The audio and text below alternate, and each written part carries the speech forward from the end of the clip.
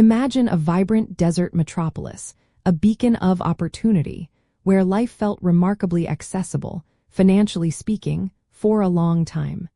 It makes you wonder, how did a city in the middle of a vast desert manage to offer a more affordable lifestyle for so many decades? Well, Phoenix's historically low costs were primarily driven by three key factors: abundant and inexpensive land, a consistently pro-development political environment, and a relatively low cost of labor. These elements combined to create a unique economic foundation for the city. Let's delve into why these factors were so impactful. First, the sheer availability of vast, flat desert land surrounding Phoenix was a game changer. Unlike many other major cities hemmed in by oceans or mountains, Phoenix had seemingly endless space for expansion. This meant land prices stayed remarkably low, making it cheaper to build homes, businesses, and infrastructure. Second, early city leaders and a consistent political climate strongly favored growth and development. This translated into streamlined permitting processes, favorable zoning regulations, and significant investments in essential infrastructure, particularly the extensive canal system for water.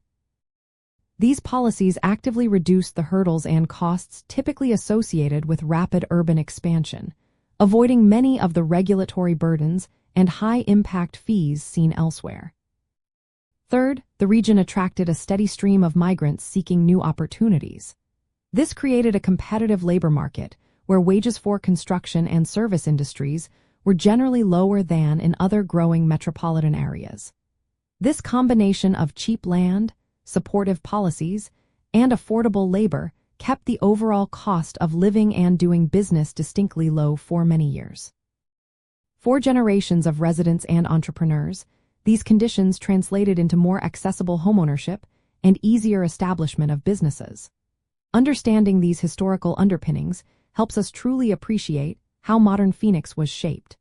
It highlights a critical lesson: the interplay of fundamental resources like land and water, coupled with specific governmental and economic approaches, profoundly influences a city's long-term financial landscape.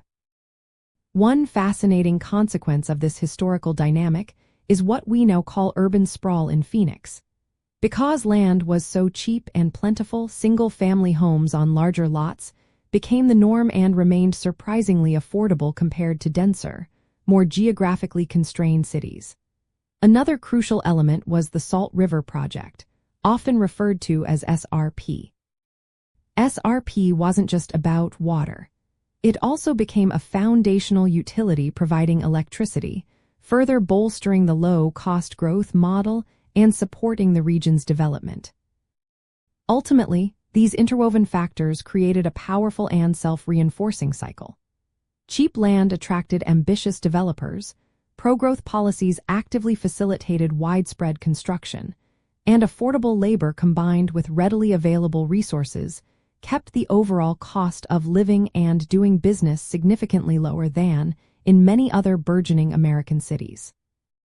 This historical foundation was absolutely essential, enabling Phoenix's remarkable transformation from a relatively small agricultural town into the sprawling modern metropolis we know today.